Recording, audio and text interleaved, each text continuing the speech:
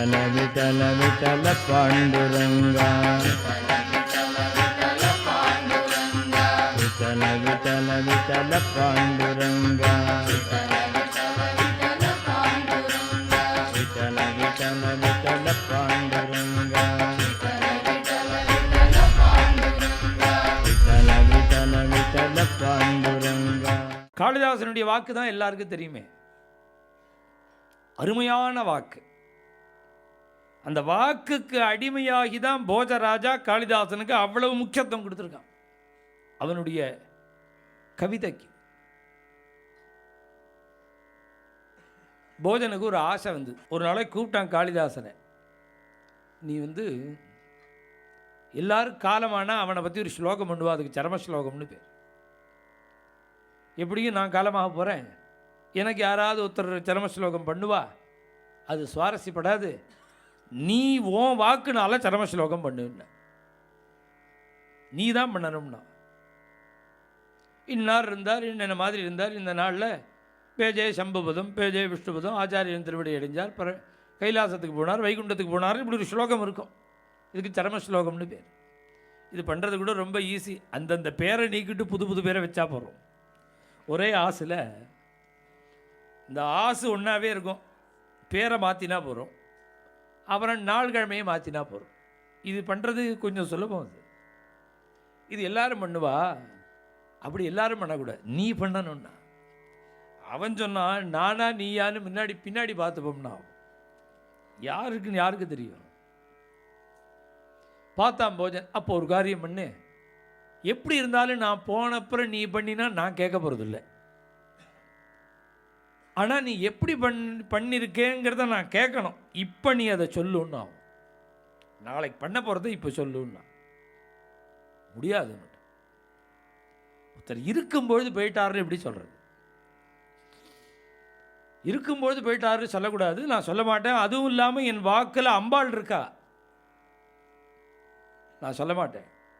சொல்லித்தான் ஆகணும்னா மாட்டேன்னா உன்னை தேசத்தை விட்டு வெளியேற்றிடுவேன்னா, நாடு கடத்துவேன்னா.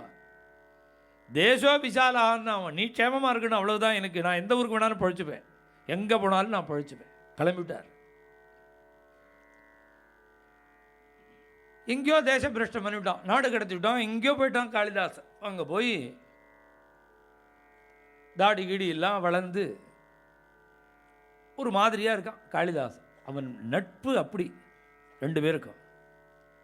அந்த விரகம் அவனுக்கு தாங்கலை, போஜனை விட்டுட்டு வந்தது. இவன் அப்படி இல்லை. போஜனை என்ன ஆனான்னா, இவனை விட்டு பிரிஞ்சு அவனால் இருக்க முடியாமல் அவன் ராஜ்யத்தை மந்திரிகள்கிட்ட ஒப்படைச்சிட்டு மாறு வேஷத்தில் காளிதாசனை தேடின்னு இருக்கான். இவனும் தேடுறான். ஒரு மாம்ச கடை வெட்டி வெட்டி வித்துன்னு இருக்கான். அந்த கடை வாசல்ல ஒரு சன்னியாசி, சன்னியாசி என்ன தாடி மீசையோட கூட இந்த காளிதாசன் தான் வாசல்ல நிற்கிறான். பார்த்தான் மாறு வேஷத்தில் இருக்கிற ராஜா. பிக்ஷோ மாம்ச நிஷேவனம் கிமுச்சிதம். போட்டுருக்கிறது சன்னியாசி வேஷம், மாம்ச கடையில் நிற்கிறியே, இது நன்னா இருக்கா, இது உச்சிதமா? அவன் சொன்னான், நான் எப்போதும் மாம்சம் சாப்பிட மாட்டேன், நான் எப்போது சாப்பிடுவேணும்னு நினச்சின்னு என்ன ஒன்றும் இப்படிலாம் கோச்சுக்காத, நான் எப்போது சாப்பிட மாட்டேன்னா. பின்ன எப்போ கல் குடிக்கிறேனோ அப்போ தான் சாப்பிடுவேன். கிந்தேன மத்தியம் வினா. பார்த்தான், மாம்ச கடையில் இருக்கிறதே தப்புங்கிற நீ கல் வேற குடிப்பியா? மத்தியஞ்சாபி தவப்பிரியம். கல் கூட உனக்கு பிடிக்குமான்னா, நான் எப்போது கல் சாப்பிட மாட்டேன், எப்பெல்லாம் தாசி வீட்டுக்கு போகிறேனோ அப்போல்லாம் சாப்பிடுவேன்னா. பிரியமஹோ வாராங்கனாபிஸ்தா. இது மாதிரி மாம்சம் சாப்பிட்றதுக்கோ கல் குடிக்கிறதுக்கோ எல்லாத்துக்கும் பணம் வேணுமே. வாரஸ்திரீரதையே குதஸ்தவதனம். உனக்கு ஏதுடா பணம்னா, கிந்தேன தியூதேன சௌரியேனவா. எங்கேயாவது திருடுறது, இல்லைன்னா ஒரு சூதாட்டம் ஆடி சம்பாதிக்கிறது. இந்த சாது வேஷத்தை போட்டுண்டு இத்தனை அதர்மத்தை நீ பண்ணுறையே, இதெல்லாம் நியாயமான்னு அவன் கேட்டான். உடனே மாறு வேஷத்தில் இருக்கிற காளிதாசன் சொல்கிறான், பிரஷ்டஸ்ய கன்யாகதி, சொந்த ஊரை விட்டு நாடு கடத்தப்பட்டனா இனிமேல் எப்படி இருந்தா என்னன்னா சொல்ல பார்த்த உடனே காளிதாசன் புரியறது, வேஷத்தில் புரியல. நாடு கடத்தினவன்னு தெரிஞ்ச உடனே காளிதாசன் புரிஞ்சுனுட்டான் ராஜா. இப்போ ராஜாவுக்கு காளிதாசன்னு தெரியும், காளிதாசனுக்கு ராஜான்னு தெரியல. பார்த்தான் ராஜா, ஏற்கனவே சரம ஸ்லோகம் பண்ணுன்னு சொன்னோம், பண்ண மாட்டேன்னுட்டான். இப்போ நம்ம மாறு வேஷத்தில் வந்திருக்கோம், இப்போ போஜராஜா காலமாயிட்டான்னு சொல்லுவோம், தீர்மானமாக இவன் சரம ஸ்லோகம் பண்ணுவான், அதை கேட்டுடுவோம் அப்படின்னு அவன் சாமர்த்தியம் பண்ணினான். உடனே எங்கேருந்து வர ஏது என்ன ஏதுன்னு ஒருத்தருக்கு ஒருத்தர் விசாரிக்கும் பொழுது, நான் போஜராஜாவினுடைய தேசத்திலேருந்து வரேன்னா போஜராஜாவே.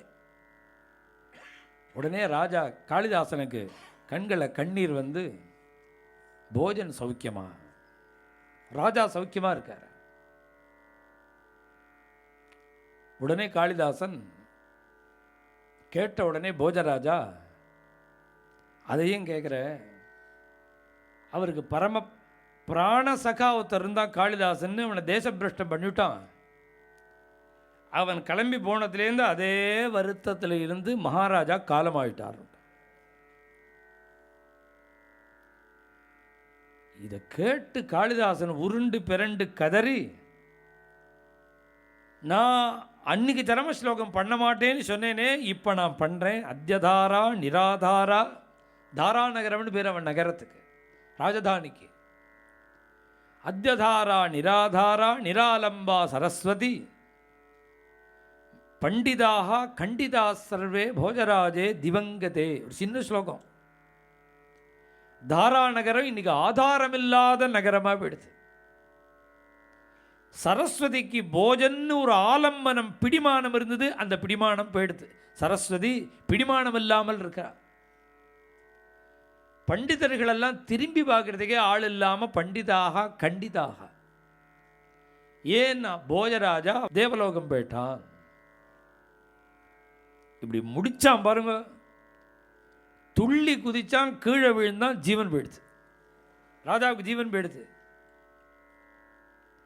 போஜராஜே புவங்கதேனா தேவலோகம் போயிட்டான்னா, சொர்க்கத்துக்கு போனான்னா உடனே ஜீவன் போயிடுது. இந்த தாடி மீசையெல்லாம் நீக்கிட்டு பார்த்தா போஜன் தெரியும். துடிச்சு போயிட்டான் காளிதாசன், இப்படி ஏமாத்தி விட்டியேடா. அப்போதான் நினைச்சான், போயிட்டான்னு உடனேவே ஒருத்தன் போறானே, அதுக்கு நம்ம சாமர்த்தியமா காரணம்?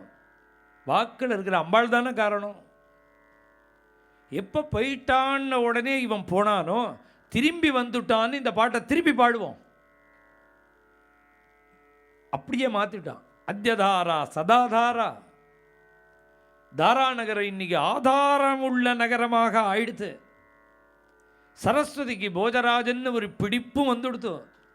பழையபடி பண்டிதர்கள்லாம் வந்து இங்கே சுத்த ஆரம்பிச்சுட்டா. ஏன் அப்படின்னா, போஜராஜே புவங்கதே, போஜராஜன் திரும்பி வந்துட்டான்னார். படுத்துட்டு இருந்தவன் எழுந்துட்டான். படுத்துட்டு இருந்தவன் எழுந்துட்டான். உடனே அசரீரியாக அம்பாள் பராசக்தி சொல்கிறா, இவனுக்கு ஆயுசு முடிஞ்சுடுத்து.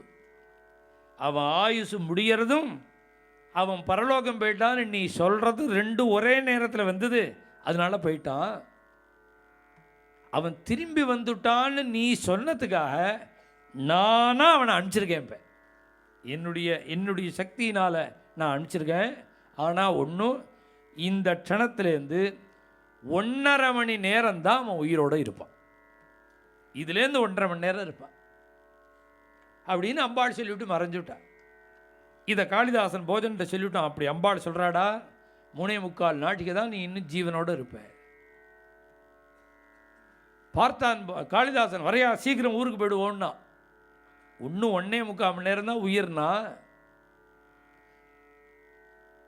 1.5 மணி நேரம் தான் உயிரோடு இருப்பேன் அப்படின்னு சொன்னால், ஒரு நாளைக்கு என்ன 24 நிமிஷம். 3 24 72, 3/4 நாழிகை என்ன 18, 72 18 90. 90 நிமிஷம் 1.5 மணி நேரம். 1.5 மணி நேரம்தான் ஜீவதசையில் இருப்பேங்கும் பொழுது இனிமே நான் ஊருக்கு போவேனா, இப்படியா உட்காருடான்னா, அங்கேயே உட்கார்ந்துட்டான். இனி நான் அந்நிய விஷயம் பேச மாட்டேன்னு சொல்லி அந்த 1.5 மணி நேரத்துக்குள்ளே பண்ணின ராமாயணம் தான் போஜ ராமாயணம். 1.5 மணி நேரம்தான். அப்படியே ராமாயணம் பண்ணிகிட்டே வந்தான். சுந்தரகாண்டம் ஆச்சு, காலமாயிட்டான். சுந்தரகாண்டத்தோட பூர்த்தி. வேற இன்னொரு கவிதான் தொடர்ந்து இருக்கான். அது மாதிரி சில ராமாயணங்களுக்கு மகத்துவம் உண்டு. அதுபோல் ஒரு ராமாயணம்னா ராமச்சரித மானஸ். காசியில் கோஸ்வாமி தங்கியிருக்கிற காலத்தில் ஒரு சத்சங்கத்துக்கு அப்படியே அலைஞ்சுட்டு இருக்கும்போது ஒரு ராமாயண ஸ்லோகம் காதில் விழுது. தெரிஞ்ச ஸ்லோகமாக இருக்கேன்னு இவர் யோஜனை பண்ணினார். கடைசியில் பார்த்தா என்னன்னா, இவருடைய குரு இவருக்கு உபதேசம் பண்ணின ஸ்லோகம். பால்யத்தில் நரஹரிதாஸ் ஜின்னு இவருடைய குரு இருந்தார், அவர் உபதேசம் பண்ணின ஸ்லோகம். உடனே கடகடன்னு ஞாபகம் வந்துடுத்து. அந்த ஸ்லோகம் என்னன்னா, பரமேஸ்வரன் நரஹரிதாஸுக்கு உபதேசம் பண்ணின ராமாயணம். அது ஞாபகம் வர வர வர அந்த ஸ்லோகத்தை வச்சு இன்னும் சில ஸ்லோகங்கள்லாம் பண்ணி அப்படியே ராமாயணம் பண்ணி பகல் முழுக்க பண்ணிவிட்டு ராத்திரி ஓலைச்சுவடியே வச்சுருவார். அடுத்த நாளைக்கு கார்த்தால் அந்த ஓலைச்சுவடியை திறந்து பார்த்தா ஓலை இருக்கும், எழுதின எழுத்து முழுக்க திருடு போயிருக்கும். ஓலை தான் திருடு போகும், எழுத்து போகுமோ? ஓலை அப்படியே இருக்கு, எழுதினதெல்லாம் திருட்டு போயிடுது. இது மாதிரி 7 நாள் ஆச்சு. 7 நாள் எழுத எழுத எழுத எழுத ஸ்லோகங்கள்லாம் திருட்டு போகிறது, மறையிறது. இது என்னன்னே புரியலையேன்னு இவர் தாப்பப்படும் போது 8வது நாள் கனவுல பரமேஸ்வரன் இப்படி தான் சமஸ்கிருதத்தில் ராமாயணம் தான் வால்மீகி பண்ணியிருக்காரு. அப்புறம் அதையே நீ எனக்கு திருப்பி ஒரு தடவை பண்ணணும். நீ பிராகிருத பாஷையில் எல்லாரும் கேட்டு ஆனந்தப்படுற மாதிரி, எல்லாருக்கும் புரியற மாதிரி பக்தி ரசம் ததும்ப பிரேமையோட கூட பாஷா ஸ்வரூபத்தில் பிராகிருத பாஷையில் நீ ஒரு ராமாயணம் பண்ணு. நீ அந்த ராமாயணத்தை பண்ணினா அதில் எத்தனை குறை இருந்தாலும் குற்றம் இருந்தாலும் நான் சாமகானத்தை கேட்டு எவ்வளவு சந்தோஷப்படுவேனோ அவ்வளவு சந்தோஷப்படுறேன் உன்னோட ராமாயணத்தை கேட்டு. நீ ராமாயணம் பண்ணுன்னு பரமேஸ்வரன் சொல்ல. பரமேஸ்வரனுடைய ஒரு உத்தரவுனால தான் கோஸ்வாமியே ராமாயணம் பண்ணுறார், ராமச்சரித்திரத்தை பண்ணுறார். எப்போ பண்ணார்னா ஸ்ரீராம நவமி அன்னைக்கு ஆரம்பித்தார் எழுதுறதுக்கு. நேராக அயோத்திக்கு வந்துட்டார். ஆஞ்சநேய சுவாமி சொல்கிறார், காசியில் ராமாயணம் பண்ண வேண்டாம், அயோத்திக்கு பண்ணுன்னுட்டார். அயோத்திக்கு மந்தாகி சரையூ நதிக்கரையில் உட்கார்ந்து கொண்டு ஸ்ரீராம நவமி அன்னைக்கு ஆரம்பித்தார். 1633 ஸ்ரீராம நவமி அன்னைக்கு ஆரம்பித்தார். எத்தனை நாளில் இவர் முடித்தார்னா 2 வருஷம் 7 மாதம் 26 நாள். அந்த 26வது நாள் என்னன்னா சீதா கல்யாணம் ஆன நாளாம். ராமநவமியில் ஆரம்பித்து சீதா கல்யாண நாளில் முடித்தார். இந்த ராமாயணத்தை பண்ணுறதுக்கு முன்னாடி அனுசந்தானம்னு பேர். ஏற்கனவே பண்ண ராமாயணத்தெல்லாம் நினச்சி பார்க்கணும். வால்மீகி பண்ணின ராமாயணம் இருக்கே, இந்த ராமாயணம் மாதிரி அதுக்கு துல்லியமான ராமாயணமே கிடையாது. தர்மகோஷம் 24,000 ஸ்லோகம், காயத்ரி சம்மிதம், 4 வேதசாரம், காயத்ரிக்கு 24 அக்ஷரம். அந்த 24 எழுத்தையும் ஒவ்வொரு எழுத்தை ஒவ்வொரு 1000த்துக்கு முதல் ஸ்லோகமாக முதல் எழுத்தாக வச்சு 24,000 ஸ்லோகம் பண்ணினார். 24,000 ஒவ்வொரு 1000த்துக்கு ஆரம்பம், காயத்ரியோட ஒவ்வொரு எழுத்து. வால்மீகி வர்ணித்தது போல யாருமே வர்ணித்ததில்லை. எது யதார்த்தமோ அது ரகசியஞ்ச பிரகாசஞ்ச. என்ன போய் ராமாயணம் எழுத சொல்கிறேளே, எனக்கு என்ன தெரியும்னார் வால்மீகி. உனக்கு எல்லாம் தெரியும்னுட்டார் பிரம்மா. ரகசியமாக நடந்தது, 10 பேருக்கு நேரம் நடந்தது, ராமர் பேசினது, சீதை பேசினது, இது கூட எல்லாம் சொல்லிவிடலாம். ராமர் நினைச்சது சீதை நினைச்சதெல்லாம் உனக்கு தெரியட்டோன்னு. நினைப்பு தெரியுமா? நினைப்பு மாத்திரம் தெரிஞ்சு கொடுத்தோ, ஒருத்தர் நினைக்கிறது இன்னொருத்தருக்கு தெரிஞ்சு கொடுத்தோ, லோகம் ஒரு நாள் இல்லைன்னா ஒரு வாரம் தான் இருக்கும் உலகமே. அதுக்குள்ளே நவநீத ஜோராய ஆயிடும். நினப்பு தெரியாமல் இருக்கிறதுனால தான் ஓடுறது. இங்கே சொல்கிறார் மனசில் நினைச்சதெல்லாம் தெரியட்டோம்னுட்டா. அதனால தான் சீதை நினைச்சதை சொல்ல போகிறார், ராமர் நினைச்சதை சொல்ல போகிறார். ஏவம் பகுவிதாம் சிந்தாம் சிந்தயித்வா மகாகவிங்கிறார் சுந்தரகாண்டத்தில். இது மாதிரி பலவிதமாக அனுமார் நினைச்சார்னா என்ன நினைச்சார்னா, இந்த சீதையிட்ட எந்த பாஷையில் பேசுறது, பிராகிருத பாஷையில் பேசுகிறதா, சுத்த சமஸ்கிருதத்தில் பேசுகிறதா, கொஞ்சம் உருமாறின சமஸ்கிருதத்தில் பேசுகிறதா, இவாளுக்கு நம்ம பாஷை புரியாது, நாம் அவா பாஷையில் பேசுகிறதா, நம்ம பாஷையில் பேசுகிறதா, சமஸ்கிருதத்தில் பேசுகிறதா, இப்படி பலவிதமாக அவர் யோஜனை பண்ணினாராம். இதெல்லாம் ஸ்லோகமாக இருக்குது. அதுதான் வால்மீகி சொல்கிறார் ஏவம் பகுவிதாம் சிந்தாம்னு. இப்படி பலவிதமாக யோஜனை பண்ணி கடைசியில் தலைக்கு மேலே கையை வச்சுன்னு ராமாயணம் சொன்னார் அனுமாருங்கிறார். இந்த ஹனுமார் நினைச்சது யாருக்கு தெரியும்?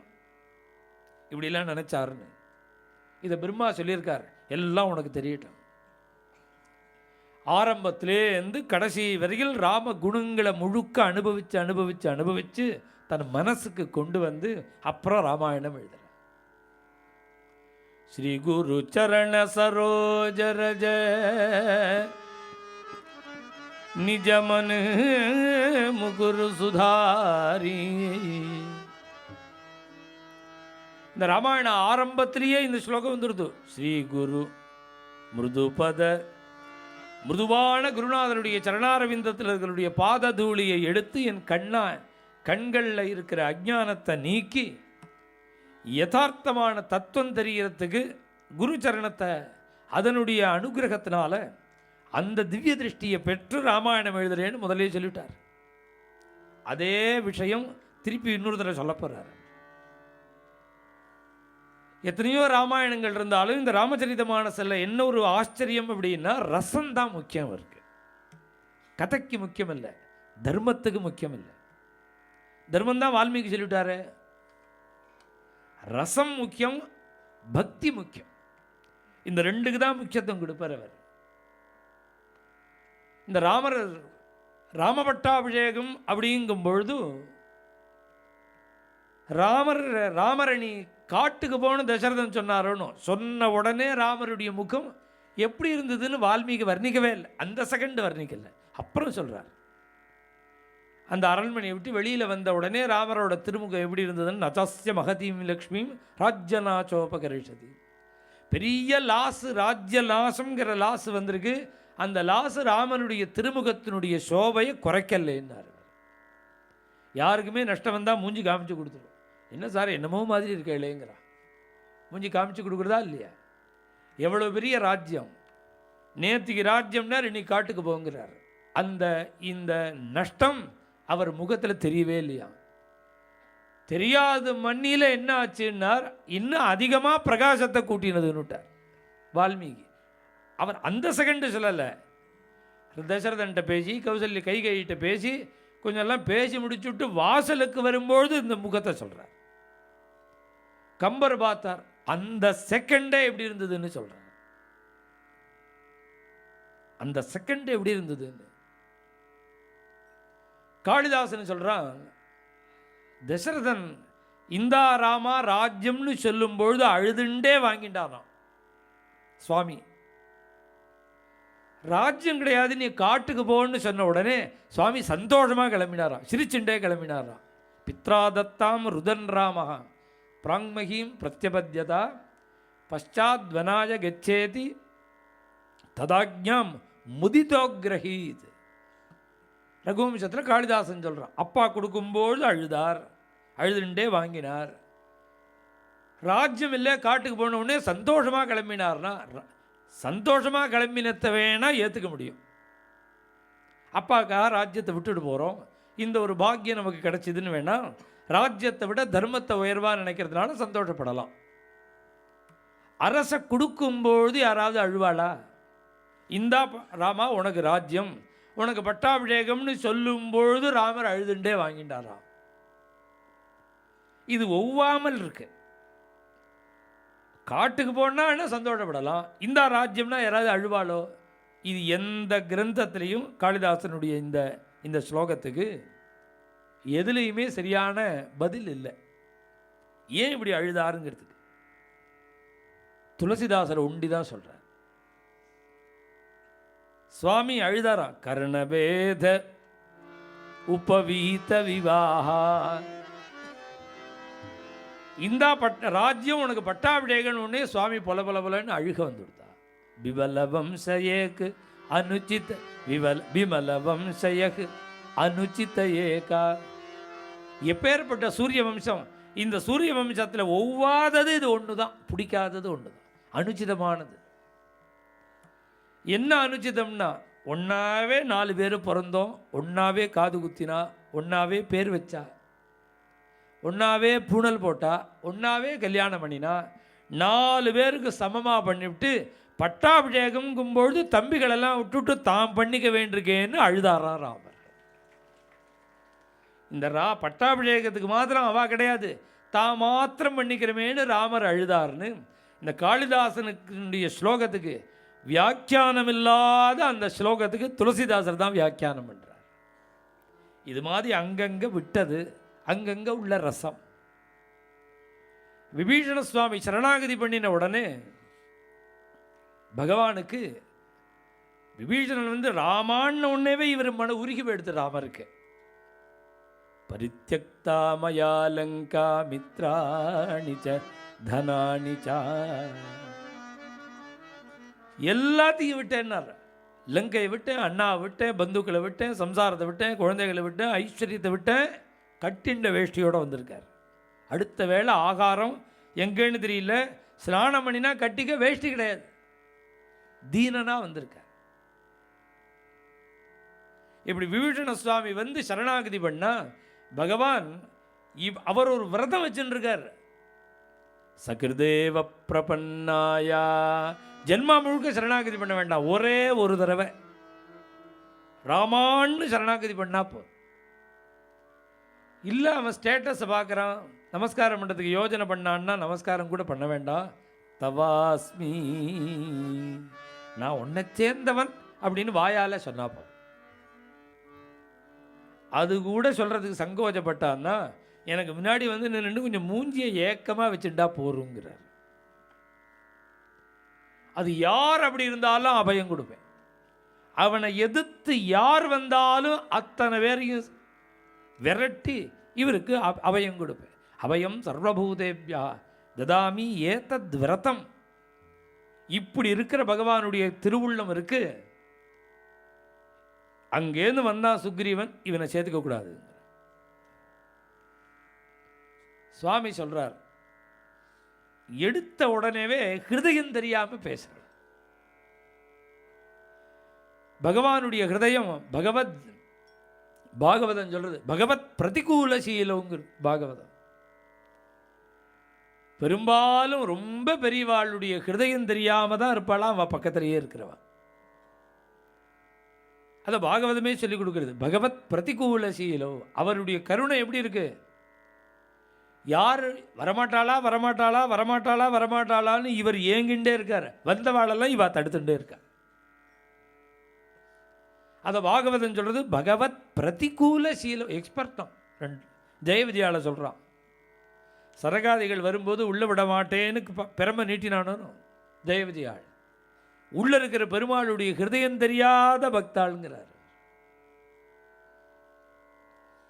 பகவானுக்கே ராமருக்கே வருத்தமாக போச்சு. நாம் அபயம் இவனை ஏற்றுக்கணும்னு நாம் நினைக்கிறோம், இவன் கூடாதுன்னு எடுத்த உடனேவே அஸ்து போடுறானே. சுவாமி பார்த்தா சுக்ரீவா இப்படிலாம் சுவாபிப்பிராயமாக பேசக்கூடாது. நாம் பல பேராக வந்திருக்கோம், ஒரு மீட்டிங் போடு, அவளுக்கு தோணினத்தை சொல்லட்டும், வேண்டாமா வேணுமான்னு மெஜாரிட்டி மைனாரிட்டி பார்த்து தீர்மானம் பண்ணிப்போம். சுக்ரீவனுக்கு சரின்னு பட்டது, கூட்டத்தை கூட்டினோம், ஆளுக்கு ஆள் ஒவ்வொன்று சொல்கிறான்,